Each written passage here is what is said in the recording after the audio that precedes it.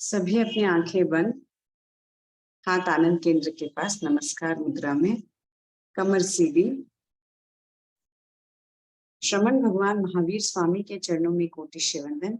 सभी चारित्र आत्माओं के चरणों में कोटि वंदन। हमें जिनसे ज्ञान प्राप्त हुआ है उनके प्रति हमें कृतज्ञता को व्यक्त करना चाहिए। इसी कृतज्ञता को व्यक्त करने के लिए एक छोटे से सूत्र का उच्चारण करेंगे। जो जन श्रद्धा भाव से करे श्रुत का ज्ञान, ज्ञानावरणीय कर्म टले प्राप्त करे सद्ज्ञान। तेरा ज्ञान अनंत है, मुझे ज्ञान की प्यास, केवल ज्ञानी मैं बनूं यही है अंतिम आस। केवल ज्ञानी मैं बनूं यही है अंतिम आस। सभी को सादर जय जिनेन्द्र।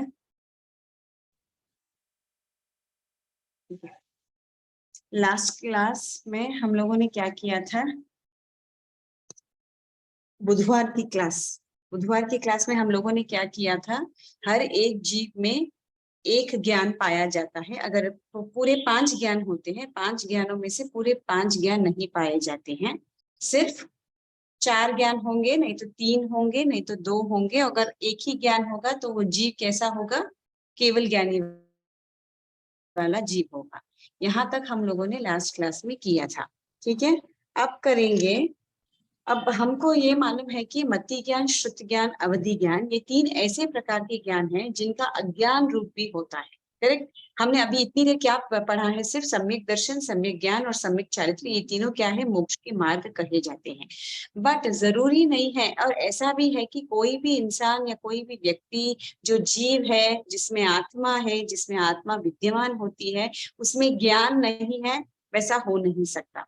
बट हर जरूरी नहीं है कि हर एक आत्मा के अंदर ज्ञान सम्यक ही हो। उसके अंदर ज्ञान कैसा वाला हो सकता है? मिथ्या वाला भी हो सकता है। इसीलिए जो पहले 3 ज्ञान हैं उसके अज्ञान रूप भी बताए गए, जैसे मतीय ज्ञान, श्रुत ज्ञान, अवधि ज्ञान। ठीक है ना? अवधि ज्ञान को विभंग ज्ञान भी कहते हैं, क्योंकि जरूरी नहीं है कोई भी जीव है उसके अंदर ज्ञान तो रहेगा। अगर उसके अंदर ज्ञान शून्य है तो वो जीव नहीं है, वो अजीब कहलाएगा। तो जीव है तो ज्ञान है, ज्ञान है तो नेसेसरी नहीं है, जरूरी नहीं है कि उसमें ज्ञान कैसा हो? सम्यक ही हो। उसके अंदर ज्ञान मिथ्या वाला भी हो सकता है। इसलिए उसका बाइफर्केशन क्या है? मति ज्ञान, श्रुत ज्ञान, अवधि ज्ञान। ये 3 के अज्ञान रूप क्या है? मतीय ज्ञान, श्रुत ज्ञान और अवधि ज्ञान। मन पर्याय ज्ञान, केवल ज्ञान, 2 ही ऐसे ज्ञान है जो शुद्ध रूप में ही सम्यक होने से ही हो सकते हैं। इसलिए उन दोनों का अज्ञान रूप होता ही नहीं है। ये क्लियर हुआ? तो सिर्फ 3 ज्ञान है, वो 3 ज्ञान भी क्या हो सकते हैं? ज्ञान भी हो सकते हैं, अज्ञान भी हो सकते हैं। ज्ञान किसमें होंगे? जो सम्यकदर्शी जीव होगा उसमें वो ज्ञान होगा, और जो मिथ्यादर्शी जीव होगा उसमें वो अज्ञान रूप में होगा।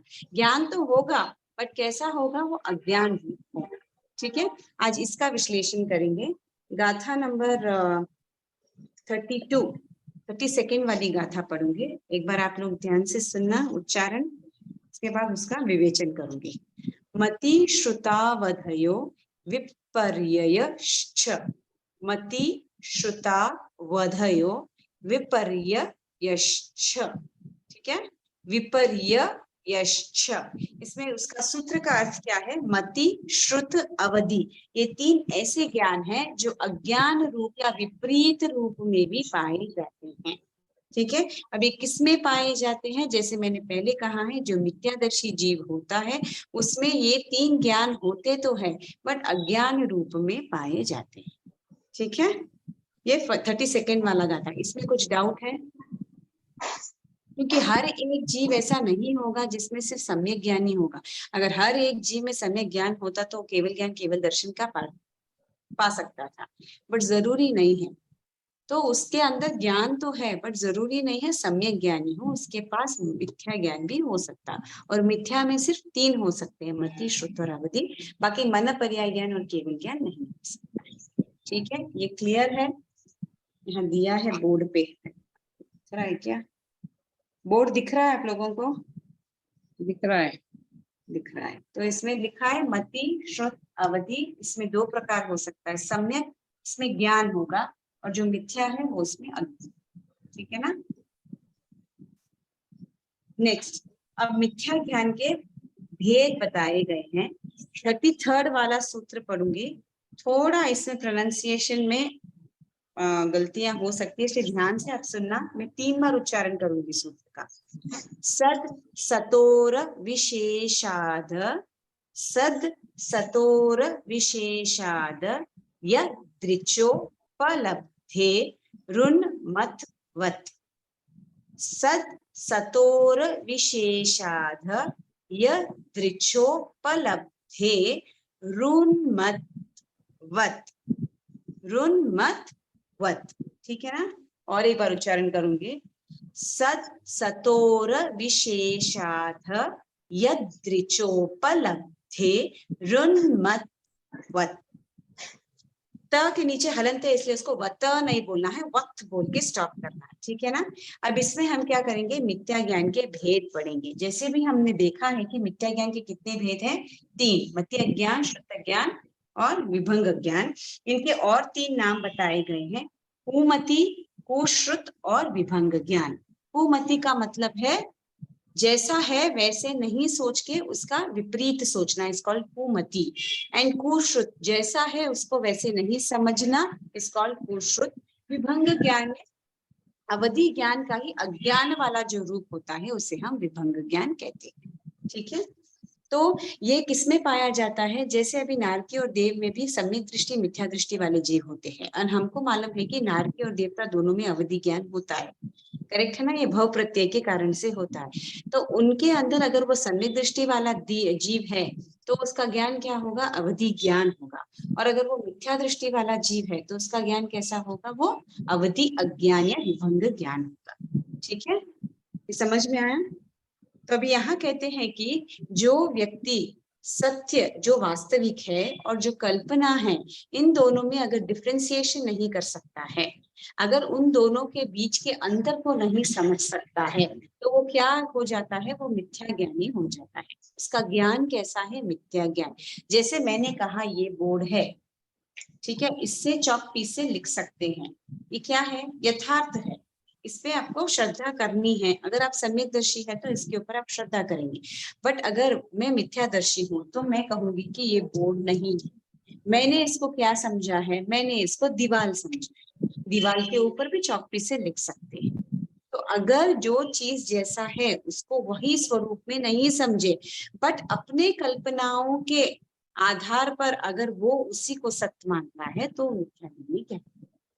जैसे कोई चीज, जैसे कोई भी चीज हो, जैसे छोटा बच्चा है जिसने कभी भी एप्पल को देखा ही नहीं है, आप बताते हो कि एप्पल ऐसा है, वो रेड कलर का है, वो खाने में मीठा होता है, बट जिसने ऑलरेडी उसको देखा ही नहीं, उसकी कल्पना में अगर वो एप्पल के बदले पपैये की कल्पना करेगा तो वो बोलेगा नहीं वो ग्रीन कलर का होता है, वो लंबा होता है, उसमें बहुत सारे बीज होते हैं, ऐसे। सो दैट इज मिथ्या ज्ञान। एग्जाम्पल के लिए बोल रही हूँ। सम्यकदर्शी जो यथार्थ ज्ञान जैसा है उसके ऊपर यथार्थ श्रद्धा रखता है, ये ऐसा है, आगम में ऐसा वर्णित है, इसको मुझे ऐसा ही समझना चाहिए।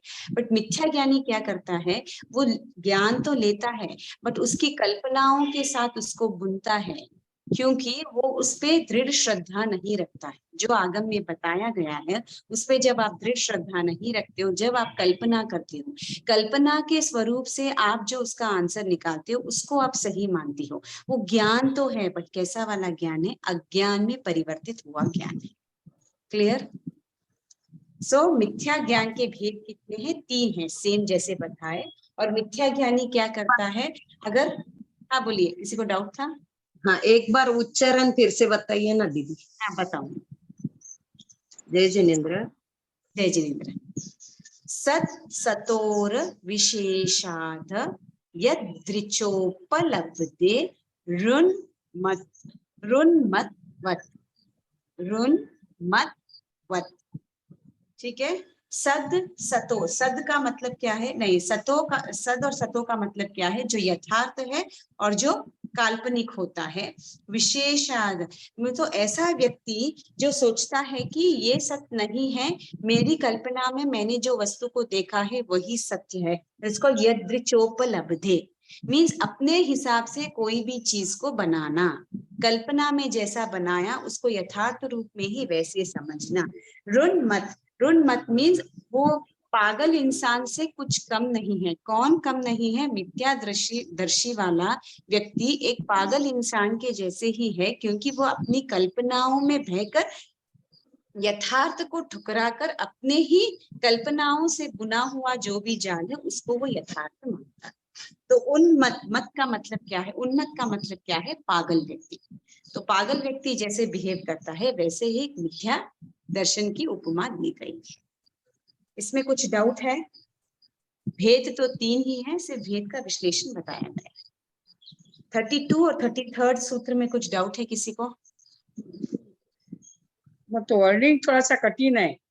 किसमें? 33 वाला सूत्र ना? थर्ड में सद हाँ। संतोर विश्व सा विशेषाध, विशेष सा शाध, हाँ ध इसमें लेना क्या? विशेष धा, द विशेषाद, विशेषाद, हाँ दच्छ दच्छो यदृचो, दत् यदृचो, यत्रिचो, हाँ हाँ यत्रिचो, पल्लव उपलब्धे, हाँ पल्लव पल्लब्धे उपलब्धे पलब्धे ऋणम ऋणमत, ऋणम, ऋणमत न आधा है ना, हाँ ऋणम, ऋणमत ऋणम आता ना, ऋणम आता ना, ऋणम एक बार त है ना, के लीजिए, ऋणमत वत, एक बार आपके पीछे पीछे बोलते हैं हम, आप बताइए, हाँ। हम बोलते 2 बार रिपीट कीजिए फिर आ जाएगा। हाँ, ये ठीक है। वर्डिंग नहीं बैठ रहा इसलिए सत सतोर विशेषाद, विशेषाद, बोलो सत सत सतोर सत सदोर विशेषाद, यदृचोपलब्धे यदृच्छोपलब्धे ऋणमत वत। ऋन्मत्वत्, आया? ऋन्मत्वत्। ये हाँ। एक बार बताओ बोल के। सत हाँ, बोलिए। सतोर विशेषाद यदृच्छोपलब्धे ऋन्मत्वत्। करेक्ट? आया? राइट, हाँ और किसी को बोलना है एक बार? नहीं, ठीक है, वो एक बार उच्चारण कराऊंगी मैं ऐसे भी होने के बाद, ठीक है। ये 33 वाली गाथा हो गई। हाँ, सब बोलिए। गाथा का कभी कभी उच्चारण कराएंगे ना तो अच्छा रहेगा, एक बार हमसे रिपीट करवाइए। होने के बाद नेक्स्ट क्लास से पहले गाथा का उच्चारण होगा, उसके बाद ही क्लास आगे बढ़ेगी, ठीक है ना? ओके ओके ओके, धन्यवाद 34 सर। गाथा, यस यस तो ही 34 पूरी गाथाओं का उच्चारण क्लियर होगा, स्पष्ट हो जाएगा, ठीक है। 35, ठीक है। अब नेक्स्ट है नय के भेद, ठीक है। पहले एक बार सूत्र का उच्चारण कर देती हूँ, 34 और 35 सूत्र का, उसके बाद नय किससे कहते हैं, नय के कितने भेद है, उसका विश्लेषण होगी। नय के भेद: नय गम संग्रह व्यवहारजुर सूत्र शब्द नयाः। इसमें ही सभी शब्द दिए गए हैं। नयगम, संग्रह, व्यवहार, रुजु सूत्र, शब्द नयाः। मीन्स नय के कितने भेद बताए हैं? नयगम, संग्रह, व्यवहार, रुजु सूत्र और शब्द, ठीक है ना। और एक बार उच्चारण करूंगी, नयगम संग्रह व्यवहार जुर सूत्र शब्द नयाः, ठीक है। 35 वाला सूत्र है आद्य शब्दौ द्वि त्रि भेदौ, ठीक है ना। आद्य शब्दौ द्वि त्रि भेदौ। आद्य का मतलब क्या है? फर्स्ट। फर्स्ट कौन सा भेद बताया है? नैगम। तो नैगम के कितने भेद हैं? द्वि। द्वि का मतलब 2। शब्दौ, शब्दौ नय का लास्ट भेद है, इसके कितने भेद बताए हैं? 3 भेद बताए हैं। नैगम के 2 भेद और शब्द के 3 भेद। 35 वाला गाथा है वो। आद्य शब्दौ द्वि त्रि भेदो, भेदो, भेदौ, भेदौ। करेक्ट, ठीक है ना। 34th और 35th गाथा का उच्चारण हो गया है। अभी मैं बताऊंगी नए किसे कहते हैं। अभी समझ लीजिए आपके पास एक वस्तु नॉट वस्तु है, जैसे हम लोग जैन दर्शन के बारे में बात करते हैं, जैन धर्म के बारे में बात करते हैं, ठीक है ना। उसमें अनेक गुण हैं। जैन धर्म में धार्मिक हिसाब से भी बहुत गुण हैं और ऐसे भी बहुत सूक्ष्म वाला धर्म कहते हैं। फिर भी हम जब जैन धर्म के बारे में हम कहते हैं तो क्या कहते हैं? अहिंसा परमो धर्म। करेक्ट। ऐसा नहीं है कि अहिंसा एक ही है जैन धर्म, वो प्रधान है, इसीलिए हम उनको मानते हैं। तो हम क्या कहते हैं? अहिंसा परमो धर्म। इसका मतलब ये थोड़ी नहीं कि उसमें परिग्रह कम करना, मिथ्यात्व नहीं करना, प्राणातिपात नहीं, शायद अदत्तादान नहीं करना, मीन्स चोरी नहीं करना, और बहुत सारे जो भी 18 पाप है उनका त्याग नहीं करना, वो सब नहीं है, ऐसा नहीं है। बट फिर भी हम क्या कहते हैं? अहिंसा परमो धर्म, क्योंकि ये प्रथम है। अगर अहिंसा करेंगे तो बाकी सब चीज फॉलो होता है। तो नए का मतलब है हर एक संसार में या सृष्टि में बहुत सारे पदार्थ होते हैं, अनंत पदार्थ होते हैं। अनंत पदार्थ में हर एक पदार्थ के अंदर बहुत सारे गुण होते हैं, ठीक है ना। उसके अंदर धर्म भी होगा, उसके अंदर गुण भी होगा। बट हम कौन से वाले गुण को लेते हैं और एक समय में कितने गुण को लेते हैं, जैसे मैंने कहा जैन धर्म अहिंसा परमो धर्म है। ये गलत है क्या? ये गलत नहीं है। बट यहाँ पे मैंने सिर्फ अभी एक गुण को क्या किया है, उसका विशेषण हाईलाइट किया है, विशेषता बताई है। बाकी सभी गुणों को क्या किया है? गौण किया है। उसका मैंने तिरस्कार नहीं किया। मैंने ऐसे नहीं कहा है कि नहीं, उसमें जो मिथ्यात्व करते हैं वो ही जैन धर्म, मिथ्यात्व नहीं करते वो ही जैन धर्म, जिसमें चोरी नहीं करते वो ही जैन धर्म। मैंने बाकी किसी का नकारात्मक कुछ भी नहीं कहा। मैंने सिर्फ क्या कहा है? एक ही गुण को विशेष बनाया है और उसको कहा है कि जैन धर्म अहिंसा प्रथम। सो नए का मतलब है हर एक पदार्थ में बहुत सारे गुण होते हैं, बट उसका जो विशेष गुण है उसके ऊपर अगर आप टिप्पणी करते हैं, दैट इज कॉल्ड नए। जैसे हम अभी क्लास में इतने सारे पार्टिसिपेंट्स बैठे हैं, अभी क्लास में कितने हैं? 11 पार्टिसिपेंट्स, ठीक है ना।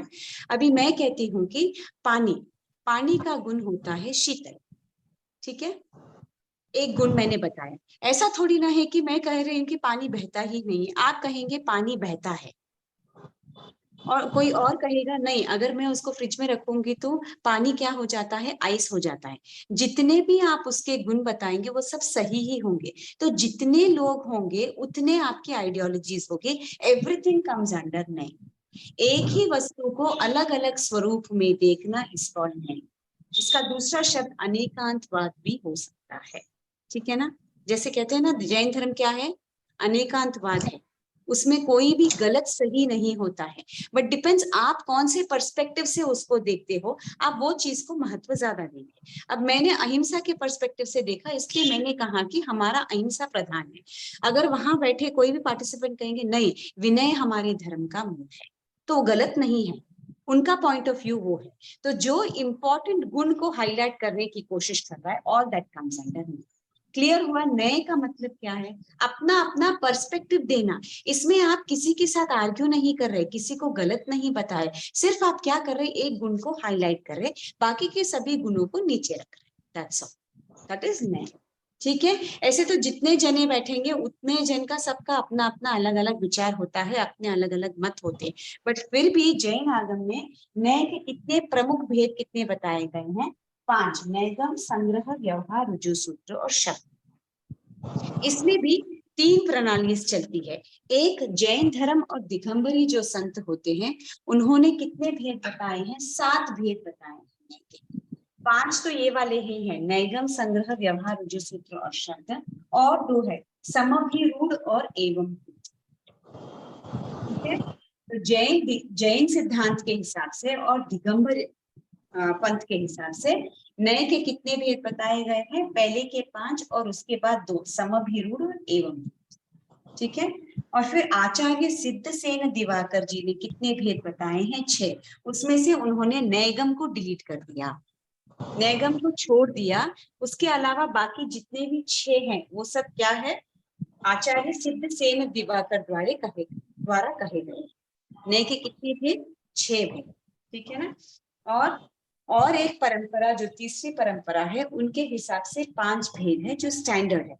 इन 5 भेदों में से उन्होंने क्या किया है, नैगम के 2 भेद बताए गए हैं, सामान्य और विशेष, और शब्द के 3 भेद बताए हैं, सांप्रत, समभिरूढ़ और एवं।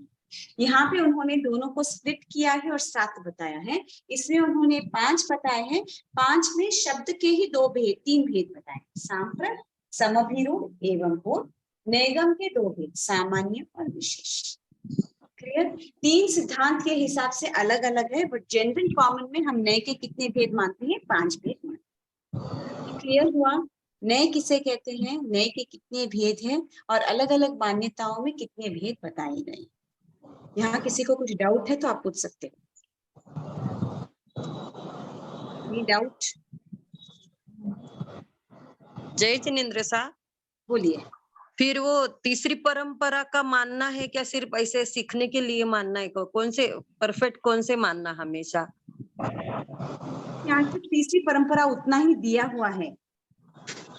लेकिन अब हमने कौन सा मानना है कभी भी, नए नए के भेद 5 या 6? हाँ देखिए, इसमें 5 है, करेक्ट। ये 5 में नैगम के कौन से भेद है, सामान्य, विशेष, और शब्द के कौन से है, सांप्रत, समभिरूढ़ एवं पूर्ण। हाँ ठीक है ना? ये हाँ 5 में ये दोनों भी आ गए। 7 हाँ भेद में ये 2 मिला के ही 7 होते हैं, समभिरूढ़ और एवं। हाँ करेक्ट है? और हाँ समभिरूढ़ एवं भूत को ऐड करने से क्या होता, उन्होंने नैगम को निकाल दिया। हाँ इसमें आचार्य से तो कहीं पे भी कोई चीज गलत नहीं, वही बोल रही हूँ, जैसे अनेकांतवाद में कोई चीज गलत नहीं है, हाँ it is just the way we see. हाँ हाँ, वो समझा। इसमें एक में 5 है, एक में 7 है, 7 में भी वो दोनों ऐड है। तो लेकिन हमेशा अगर सवाल ऐसे पूछे नए कितने हैं, तो कहीं क्या जवाब देना, 5 या तो 6 अगर ऐसा? आपको पर्टिकुलर क्वेश्चन पूछेंगे तो आपको पर्टिकुलर पंथ के हिसाब से पूछेंगे, जैसे जैन आचार्य और दिगंबर संत में कितने भेद बताए गए, तो आपको 7 ही देंगे। हाँ हाँ अगर हाँ आपको पूछते हैं कि आचार्य सिद्धसेन दिवाकर कितने हैं, तो आप हाँ, राइट तो लिखते हैं। 6 बट अगर बताएंगे। पूछते हैं नए के भेद कितने हैं और कुछ भी नहीं पूछे, तो आपको सिर्फ 5 लिखना है। हाँ उसके ठीक है बाद सर। आपको लिखना है उसमें नेगम के कितने भेद है, 2 सामान्य और विशेष, शब्द हाँ के कितने हैं, सांप्रत, समभिरूढ़ और एवं। हाँ हाँ हाँ, पूरा ही ठीक है clear. Sir. Okay, clear, particular आपको समझा। क्वेश्चन आएगा तो उसके हिसाब से ही आएगा, नहीं भी ठीक है। आए तो अपन मान के चलेंगे टोटल कितने भेद है, 7। हमको 7 जानना है, जितना हाँ ज्यादा जानेंगे उसमें हानि तो अपनी को कुछ भी नहीं है, नहीं सब है, हानि। हाँ, ज्यादा नॉलेज हाँ, बढ़ेगा ज्यादा बस जानेंगे। एग्जाम पॉइंट ऑफ व्यू ठीक से है। आपको पर्टिकुलर दिया जाएगा, उसके हिसाब से ही ओके आपको। ठीक है ओके, ना? धन्यवाद सर, बहुत बहुत हाँ, धन्यवाद। ये क्लियर हो गया। ने के कितने भेद है, टोटली 5 है, और एक के हिसाब से 7 है, आचार्य सिद्धसेन के हिसाब से 6 है, और फिर नैगम के कितने भेद है, 2 सामान्य विशेष, शब्द के कितने भेद है, काई बेटा। ठीक है ना? ये क्लियर हुआ? इसका हाँ। विश्लेषण नेक्स्ट क्लास में करेंगे, will keep it till here, क्योंकि ये थोड़ा कॉम्प्लिकेटेड है, ये आधा क्लास और लेगा, इसीलिए इतने नाम याद रखना। वापस नेक्स्ट क्लास में ये नाम बोलूंगी, उसके बाद इसका एक्सप्लेनेशन। ठीक है? ठीक है। ओके, एक बार सूत्र का उच्चारण करेंगे, उसके बाद गति अगति का टुकड़ा कराएंगे। कौन बोलेंगे पहले? Anybody is fine. Asha ji Agarwal आप बोलेंगी? Yes ma'am. बोलिए। 34 मती। गाथा से बोलना है आपको। हाँ 34 हाँ, नहीं नहीं, सॉरी सॉरी, 32 32 से 32 बोलिए। यस यस, बोलिए। मृति शुद्धाब्दयो हम्म, विपर्यश्च हाँ बहुत अच्छे। सद सतोर विशेषाद हम्म, यथोपलब्धे ऋणमत्वत् हाँ नेक्स्ट। नैगम न्याय व्यवहार रुजु नहीं, सूत्र नैगम, वापस बोलिए। नैगम नैगम संग्रह। नैगम संग्रह हाँ, व्यवहार ऋजु सूत्र शब्दा नया। Very good. बस मैम हो गया। नहीं सॉरी, 36 आद्य शब्दों त्रिवेदो। हाँ बहुत अच्छे। आशा जी कोठारी आप बोलेंगे? जी। बोलिए। मति श्रुतावधयो विपर्ययश्च हाँ सत् सतोर विशेषाद यत्र क्षोपलब्धे हाँ ऋन्मत्वत्। हाँ ऋण्मत वत्, हाँ नैगम संग्रह व्यवहार ऋजु सूत्र शब्द नया हाँ आदि नयाः शब्दों नया नयाः हाँ, हाँ हाँ आद्य शब्दों द्वि त्रिभेदौ। बहुत अच्छे। नीला जी आप बोलेंगे? नहीं आज मुझे नहीं जम रहा है। ठीक है, आप लास्ट में बोलना है, कोई बात नहीं। मैं बोलू सा? हाँ मंगल जी आप बोलेंगे? हाँ बोलिए। हाँ बोलती हूँ। मति श्रुतावधयो विपर्ययश्च हाँ सदसतोर विशेषाद यदृच्छोपलब्धे लब्धे हाँ रुन्मत्वत् हाँ ऋण्मत वत्, रुन्मत्वत् हाँ नैगम संग्रह व्यवहार नैगम संग्रह व्यवहार रुजुर सूत्र शब्दा नयाः हाँ आत्म शब्दौ द्वित्रिभेदौ। बहुत अच्छे बोले। प्रिया जी जैन आप बोलेंगे? धन्यवाद सा। जय जिनेन्द्र। मति श्रुता वदयो विपर्यस्य हाँ सतोर विशेषाद यदृच्छोपलब्धे ऋन्मत्वत् हाँ नेगम संग्रह व्यवहार ऋजु सूत्र शब्दा नयाः हम्म 8 शब्दों द्वित्रिभेदो। बहुत अच्छे। पुष्पा जी बागरेचा आप बोलेंगे?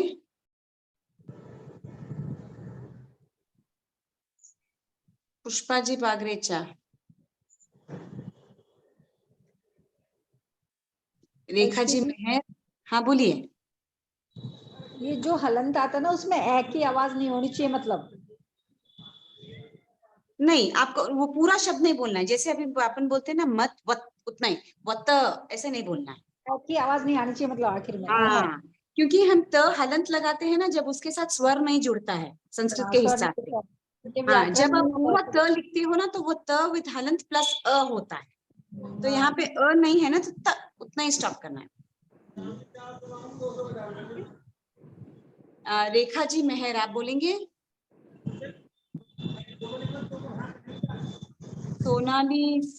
सोनाली जी आप बोलेंगे?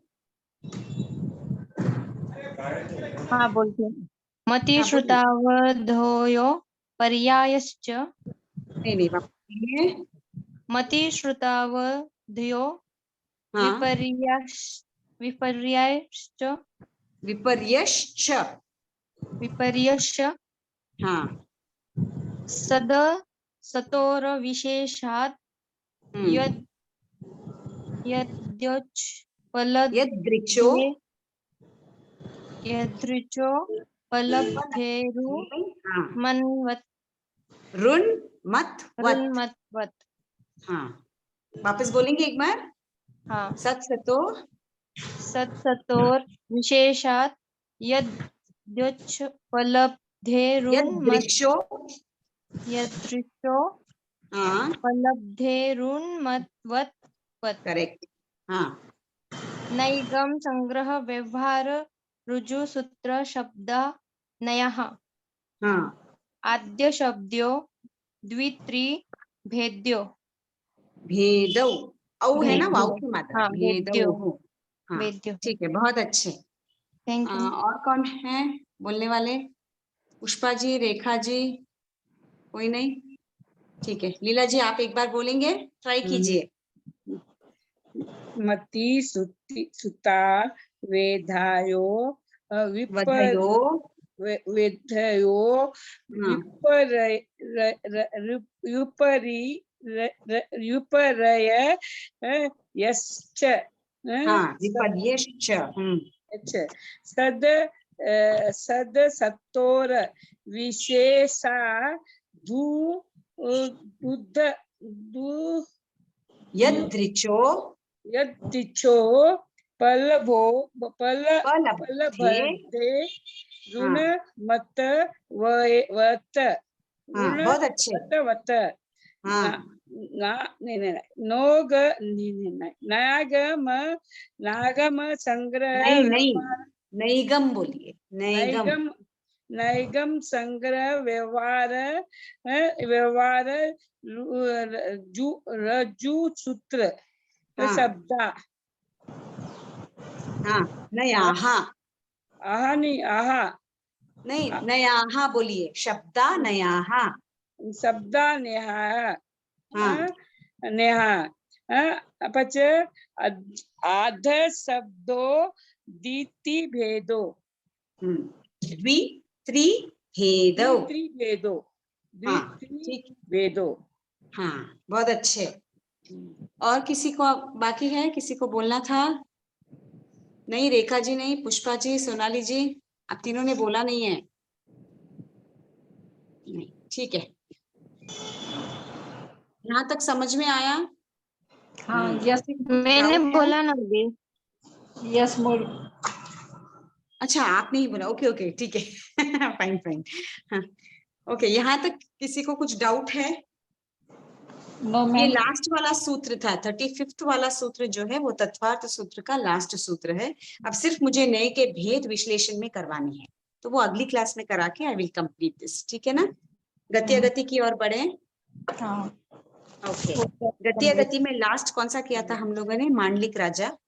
मांडलिक करा था। यस, मांडलिक राजा की गति। 276 गति 535 गति कुछ नहीं हो, आगति नहीं, गति। 535 यस, 535। 535 में क्या, 563 में से क्या निकला? तो 18 वो निकल गया, 18 दूना 36 पर्याप्त पर्याप्त। 36। हाँ, 18 नहीं 14 दूना 28, सॉरी। 353 है, नहीं 535 है। तो इसमें से 563 में से 28 निकल गया। 553 में से क्या निकल जाता है? नवग्रहिक 9 ग्रहक और 5 पांच पांच अक्षर विमान कितने हो गए? 14। 14 14 14 से 2 14 20। पर्याप्त 28 निकल जाएंगे। 28। तो मांडलिक राजा की आगति कैसे होती है? किसके जैसे होती है? 15 कर्मभूमि वाले मनुष्य जैसी होती है, सेम। ओके, एंड गति कितनी होती है? 535। ठीक है, ये लास्ट क्लास तक हुआ था। अब आज हाँ। करेंगे त्रिवेद। त्रि कहाँ में जाती है? छठी नार की तक जाती। देवलोक में कहाँ तक नहीं जाती है? देवलोक में तो देवलोक में सभी में देवलोक तक देवी होती है ना, उसके बाद ऊपर के देवलोक में कहाँ देवी होती है? होती है क्या? नहीं होती है ना। तो इसमें 561 कैसे बता दिया फिर? स्त्रीवेद, ठीक है ना। स्त्रीवेद की आगति कितनी है? 371 की। मिथ्या दृष्टि के समान, मिथ्या दृष्टि के समान कहा है ना स्त्रीवेद को।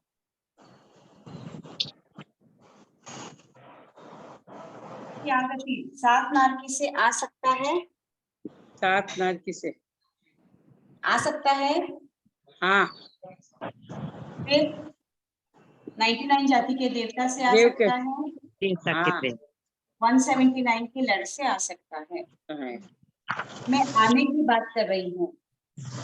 सातवीं नारकी में रहा हुआ जीव सन्निधिव्यंज पंचेंद्रिय बन सकता है। सन्निधिव्यंज पंचेंद्रिय बन के वो स्त्री वेद में उत्पन्न हो सकता है, बट स्त्री वेद में आने के बाद वो मरकर सातवीं नारकी में नहीं जा सकती। मैं आगति की बात कर रही हूँ। आगति तो आ सकता है, जा नहीं सकता है। क्लियर हुआ ये? युगलीय मनुष्य 98 युगलीय मनुष्य बताया हुआ ना। विद्या दृष्टि में युग्लिक मनुष्य 86 है। हाँ, और 86 युग्लिक मनुष्य है सर। हाँ, 56 अंतर्द्वीप वाले मनुष्य और हाँ 86 भूमि वाले मनुष्य, ठीक है ना। हाँ, तो 7 नारकी से आया हुआ जीव स्त्रीवेद बन सकता है, 99 जाति से आया हुआ स्त्रीवेद बन सकता है, 86 युग्लिक मनुष्य स्त्रीवेद में उत्पन्न हो सकता है, 179 की लड़ वाला कोई भी जीव स्त्रीवेद में उत्पन्न हो सकता है। अब हम देखेंगे स्त्री वेद में कौन कौन से नहीं जा सकते हैं। कौन नहीं जा सकते हैं? 563 में सिर्फ कहाँ नहीं जाता है स्त्री वेद? सातवीं नारकी में नहीं जाता। बस सातवीं नारकी के अपर्याप्त जाता है। पर्याप्त हो गए तो 563 माइनस 2 which becomes क्या होता है? 501। ठीक है ना? हाँ, इसमें कुछ डाउट है? नहीं नहीं, ठीक है। नेक्स्ट इज पुरुष वेद। इसकी गति नहीं बता रहे ना आप? बता दिया ना 561 की। हाँ, क्योंकि वो सातवीं 371 उसकी आगति है और 561 उसकी गति है, राइट। गति है। ठीक है। पुरुष वेद की 371 की है, 563 की है। हाँ, वो सातवीं नारकी तक जा सकता है। तक जा सकता है पर्याप्त and यात्रा। 371 सभी में जा सकता है। ठीक है ना? हाँ, राइट। नेक्स्ट होता है नपुंसक वेद। नपुंसक वेद नपुंसक मैंने पुरुष वेद आएगा ना? बोल दिया ना, पुरुष वेद आगति 371 की, गति 563 की। अच्छा अच्छा, पुरुष वेद सब जगह जा सकता है। सातवीं नारकी में जा सकता है, 99 जाति के देवता में जा सकता है, 86 युगलिक मनुष्य में जा सकता है, 178 सबके सभी जितने भी भेद हैं या पर्याप्ता पर्याप्ता सब में उत्पन्न हो सकता है। 303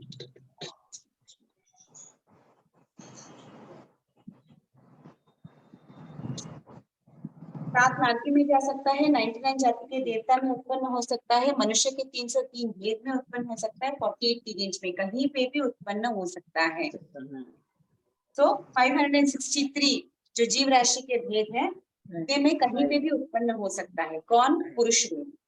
स्त्री वेद का लिमिटेशन क्या है? सिर्फ सातवीं नारकी तक नहीं, सातवीं नारकी तक है। ठीक है ना? ओके। राइट। नेक्स्ट है नपुंसक वेद। नपुंसक वेद 285 की। कैसी? 285। नपुंसक वेद देखो, सात नारकी, हाँ, 99 देव 99 जाति के देवता देव और 179 की नर।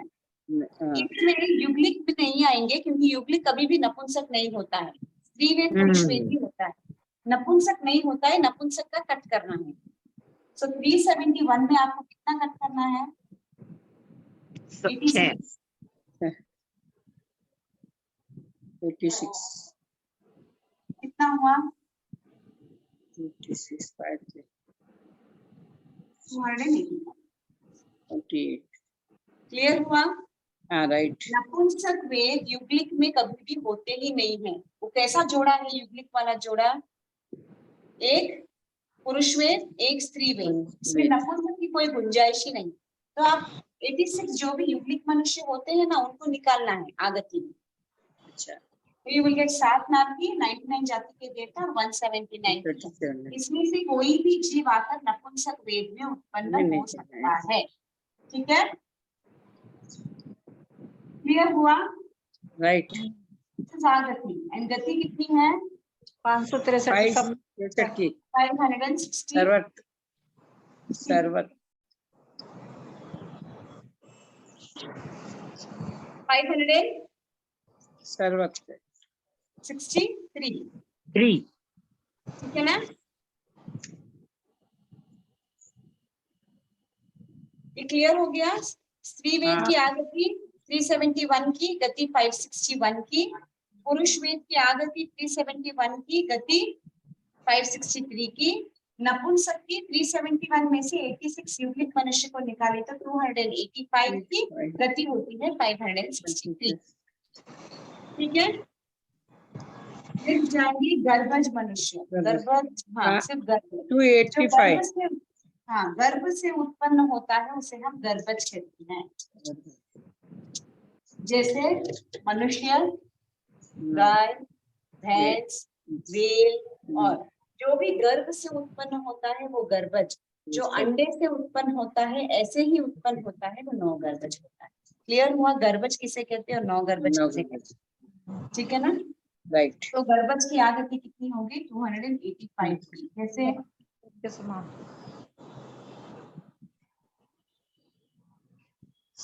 सात नारकी सात सात नारकी, 99 जाति के 90 देव देवता जाति और और 179 लड़।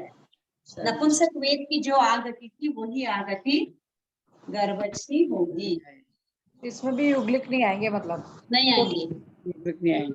क्योंकि वो भी गर्भ से नहीं होते ना उत्पन्न, इसलिए। नहीं उत्पन्न होते हैं, वो अंडों से उत्पन्न होते हैं, हाँ, इसलिए। इसीलिए वो गर्भज में नहीं आएंगे। ठीक है ना। सो 285 की 7 नारकी, 99 जाति के देवता, 179 की लड़। और गर्भज मनुष्य की गति कितनी है? 563 की पूरी, या अथवा मोक्ष की। जो भी गर्भ से उत्पन्न होता है उसमें ही क्षमता होता है मोक्ष जाने की। 9 गर्भज वाला जीव मोक्ष नहीं जा सकता है। या तो 563 कहीं पे भी उत्पन्न हो सकता है, नहीं तो गति मोक्ष की होती है। ठीक है। नेक्स्ट है 9 गर्भज। ये क्लियर है? गर्भज की आकृति सेम एज नपुंसक की, ये युग्लिक नहीं बन सकते हैं, बाकी कहीं पे भी आ सकते हैं, कहीं से भी आ सकते हैं। एंड 563 गति तो 563 की है, नहीं तो मोक्ष की। नेक्स्ट है 9 गर्भज। 9 गर्भज का मतलब क्या है? जो गर्भ से उत्पन्न नहीं होता है, उनकी आगति कितनी है? 9 गर्भज की 329 की। 29 करेक्ट, 86 युग्लिक मनुष्य। करेक्ट। जो हमने क्या किया था, जो वहां पे जो गर्भज में नहीं लिया वो यहाँ लेना है आपको। हाँ, इसके 86 अलावा you have to take even देवता भी, 64 जाति के देवता, क्योंकि वो कैसे उत्पन्न होते हैं? गर्भ से उत्पन्न नहीं होते हैं, शैया में उत्पन्न होते हैं ना। तो यू हैव 86 युग्लिक मनुष्य, 64 देवता पर्याप्त है। एंड 179 की लड़। 179 की लड़ में क्या क्या आएगा? 101 समुच्च मनुष्य, 15 कर्मभूमि मनुष्य के अपर्याप्त पर्याप्त और 48 तिर्यंश। ठीक है। बहुत सारे तिर्यंश ऐसे होते हैं जो गर्भ से उत्पन्न होते ही नहीं है। 101 समुच्च मनुष्य भी गर्भ से उत्पन्न नहीं होते हैं। 64 जाति के देवता भी गर्भ से उत्पन्न वाले नहीं है, इसीलिए वो नीची जाति के देव बनते हैं। अच्छा, इसमें 136 ज्ञानवंतर और 10 ज्योतिषी लेना क्या? सब 51 जाति के देवता, 10 ज्योतिषी। हाँ, और पहले किल्केशी, पहले दूसरे देव, वो पहला किल्विशी कैसे होते हैं? वहां तक के उत्पन्न नहीं होते। कहाँ से नहीं उत्पन्न होते? वो गर्भ से। गर्भज से। क्यों बोलूं मैं? दूसरे देवलोक तक देवकुरु उत्तर कुरु है, देखें आप गति में। नहीं मेरे पास।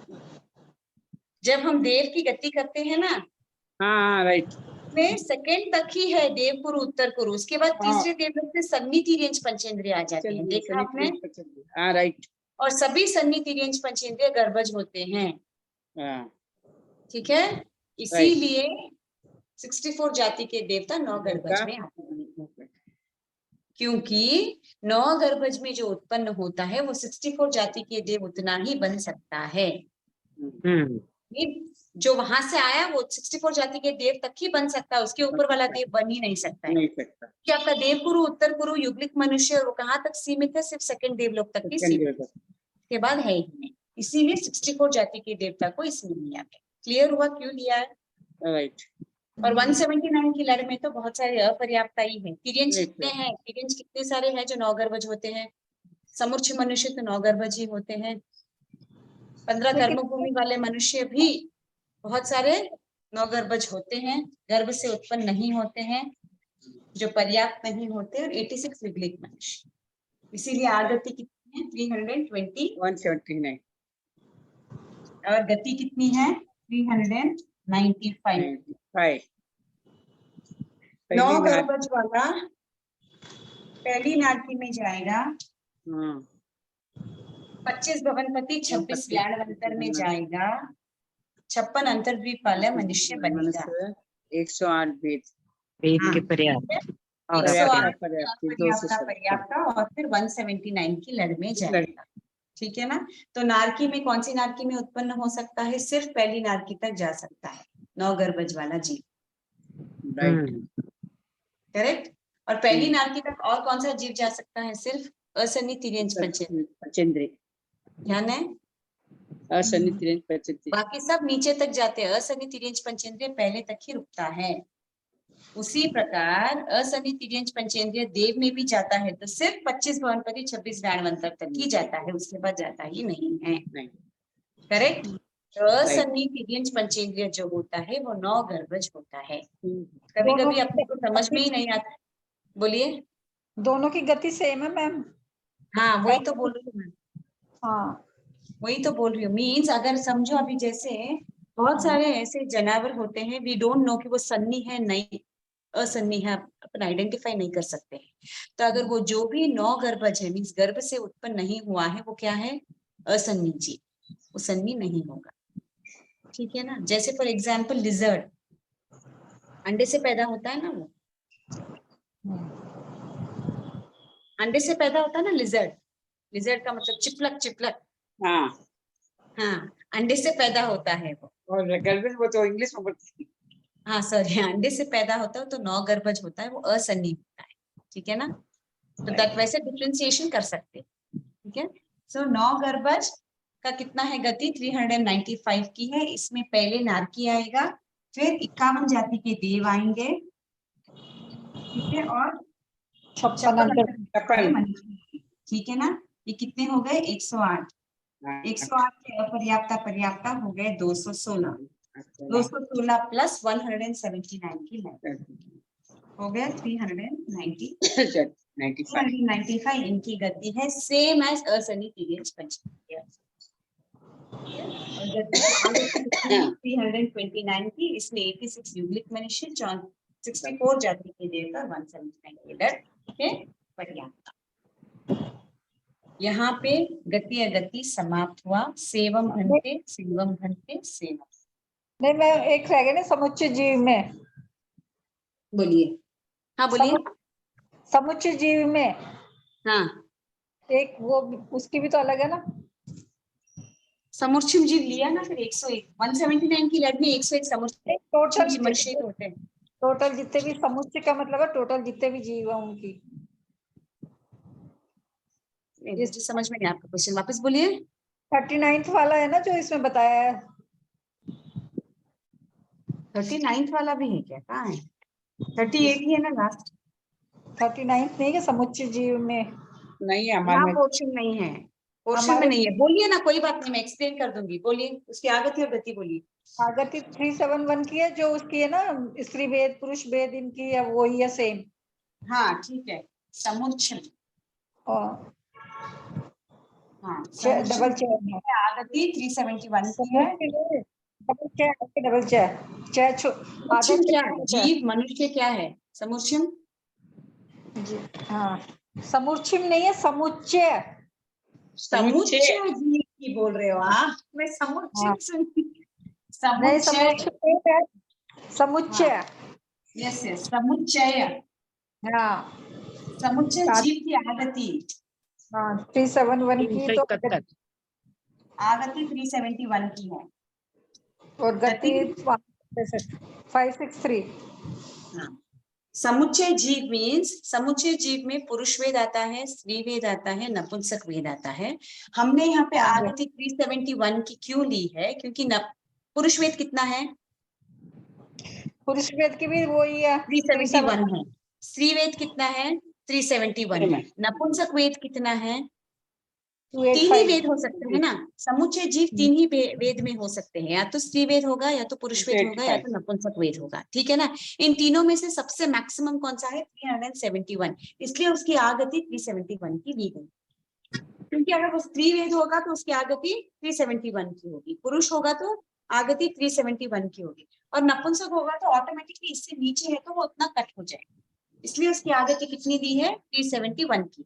एंड समुच्चय जीव कहाँ जा सकता है? 563 भेद में से कौन सा भी भेद बन सकता है, इसलिए उसकी गति 560। समझ में आया? इसको 371 क्यों किया है? क्योंकि 371 स्त्री वेद और पुरुष वेद का आगति है,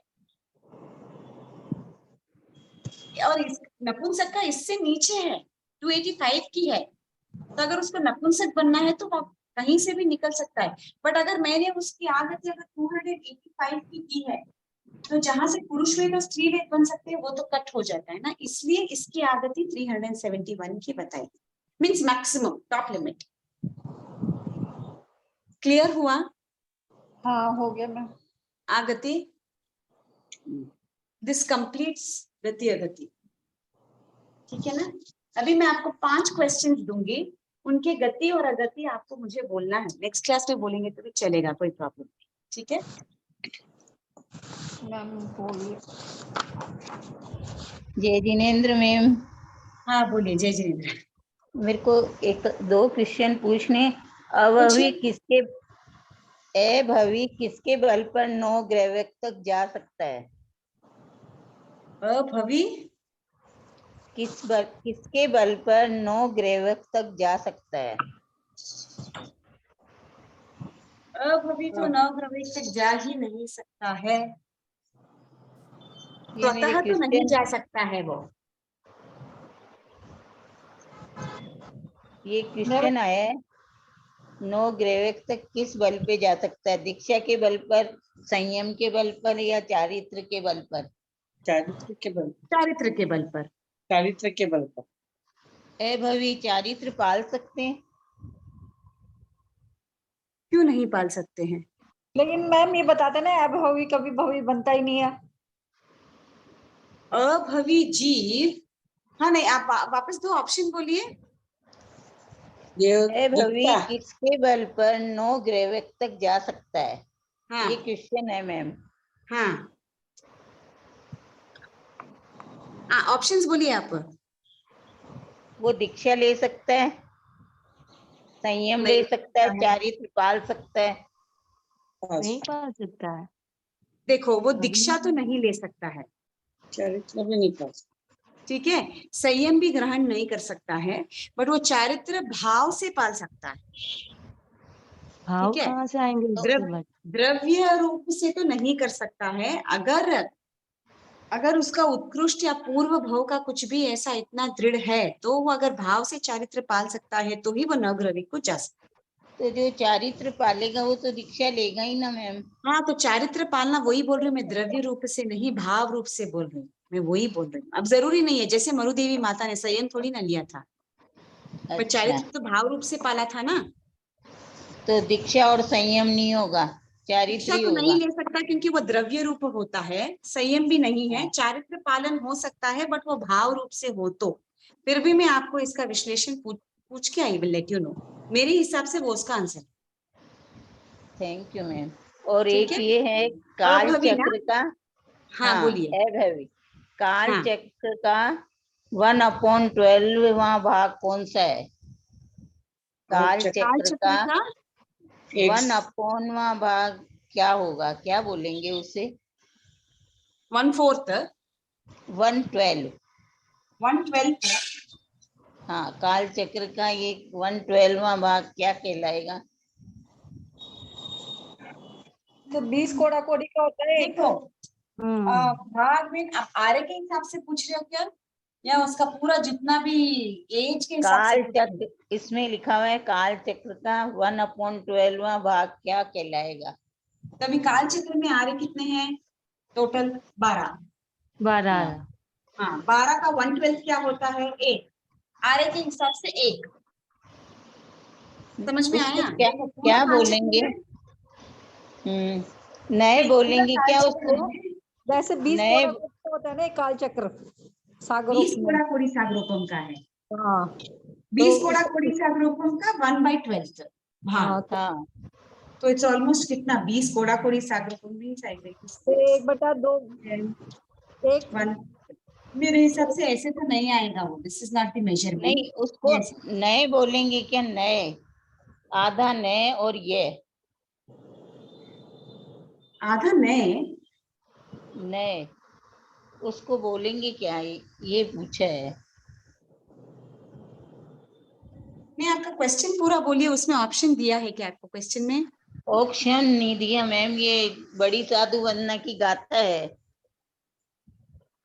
बड़ी साधु वंदना की कौन सी गाथा है? कौन से नंबर की गाथा है बोलिए? 37 नंबर की 37 वाली गाथा। ठीक है, आप ये एक बार वापस क्वेश्चन बोलिए। काल चक्र काल चक्र का 1/12वां भाग क्या कहलाता है? एक गाथा आरा बोलो। कहलाता है मेरे हिसाब से। ये गाथा है। धन्य सुनक्षत्र मुनिवर सर्वानुभूति अणगार, आराधक हुईने गया देवलोक मझार। हाँ तो इसमें से पूछा है ये क्वेश्चन। ठीक है, तो एक काम इसमें कीजिए। हाँ बोलिए। हाँ, इसमें ये धन्य लिखा हुआ है तो इसका नय होगा क्या? नहीं, आराधक में आरा आया है ना। आरा हाँ आराधक में एक आरा आरा। आया है, करेक्ट। एक आरा ये आराधक में आरा आया है, वही बता रही हूँ। एक 12वां भाग 6 आरे होते हैं ना, तो हाँ एक तो मैं भी वही बात बोल रही हूँ कि एक काल चक्र में 12 होते हैं ना टोटल, 6 और हाँ, 6 तो हाँ, 12 जी। आरे का 1/12 भाग अगर मैथ्स के हिसाब से देखने गए तो एक आरा आंसर आ रहा है। मैं वो भी बोल रही थी आपको, हाँ हाँ, अच्छा, वही क्योंकि आराधक के धन्यवाद। हिसाब से नहीं आएगा बोल रही हूँ मैं आपको। हाँ, धन्यवाद मैम। हाँ इसका मुझे आप मैंने जितना समझा है मैंने आपको बताया, फिर भी मैं किसी को पूछ के फिर भी आपको बोल सकती हूँ, ठीक है ना? आरा जो हो question सकता है। हाँ आरा हो आंसर मेरे आरा, हिसाब से एक आरा भी होगा। हाँ, धन्यवाद अच्छा, आप मैम। कह रहे हैं कि बड़ी साधु वंदना आराधक की है ना। गाथा में ही उसका आंसर है बोल रहे हो? हाँ जी मैम। ओके, फिर- जैसे हाँ समझ में आया, तो उसका फिर आ रहा ही है आंसर, और कोई हाँ, आंसर और नहीं। आराधक है ना। ये भी 56 गाथा है। अभवी हाँ। वाली 56 गाथा है। 56 वाली ना, तो उसका आंसर उसी के अंदर है बोल रहे हो आप? हाँ जी मैम। तो 56 आरा वाली है। गाथा बोलिए आप। हाँ, एक मिनट। तजी 8 अंतेउर काढ़ी दीक्षानी बात, चारित्र लेने कीधो मुक्तिनो साथ। इसमें चारित्र और दीक्षा दोनों आए हैं। वापस बोलूं? चारित्र लेने किया ना, चारित्र लेने बोला है ना उसमें। दो मुक्ति नो साथ।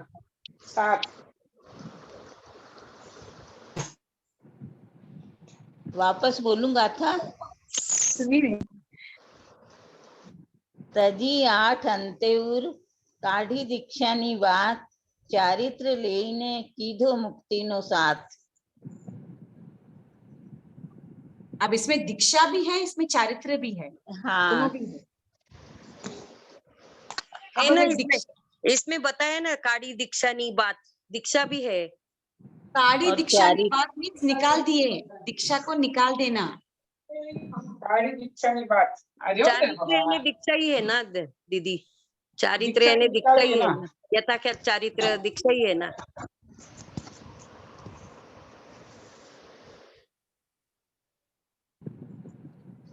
और क्वेश्चन इसका इसमें यही दिया है, अभवी किसके बल पर 9 ग्रह तक जा सकता है?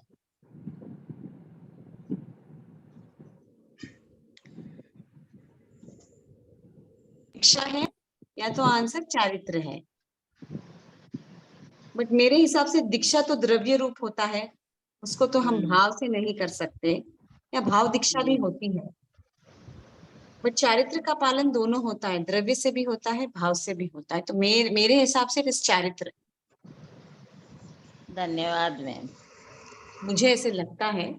फिर भी नेक्स्ट क्लास तक मैं हाँ आपको पूछ के बोलूंगी, ठीक है ना? ठीक है, थैंक यू मैम।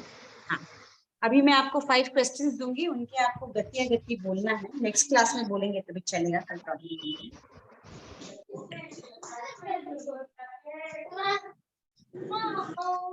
मक्खी, मछली, मच्छर, मच्छर, ये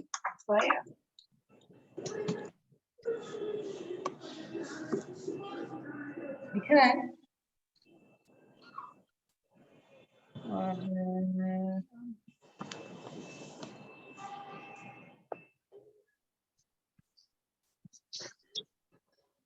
बोलना है मैम, नेक्स्ट क्लास में बोलना है कि अभी बोलना है?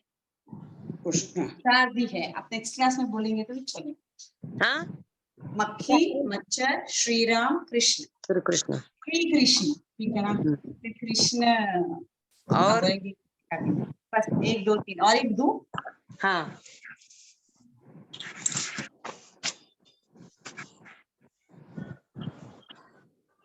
देखो ठीक।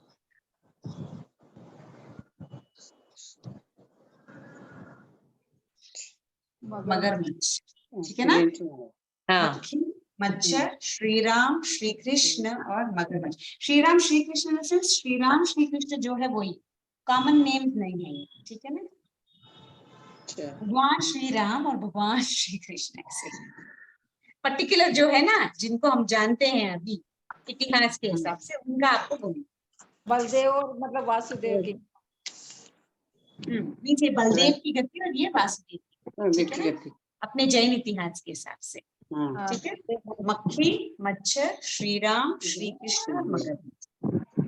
ये 5 मुझे अगली क्लास में चाहिए गति गति। ये होने के बाद सूत्र का उच्चारण करेंगे, फिर नए समझाओगे, उसके बाद कर्म सिद्धांत बचता है, ठीक है? आप एक बार गति गति रिवाइज करना, उसमें कुछ डाउट है तो आप मुझे पूछना, ठीक है? आज का क्लास यही समाप्त करेंगे। समाप्ति सूत्र कोई कहेंगे या मैं उच्चारण करूं? मैं बोलूं? बोलिए ना। सभी अपनी आंखें बंद, हाथ नमस्कार मुद्रा में। अहो गुरु कृपा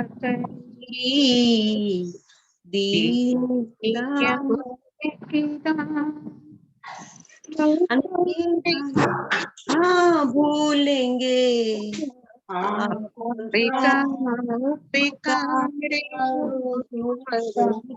आपका उपकार विनय जो मुझको माफ करो, मेरी सारी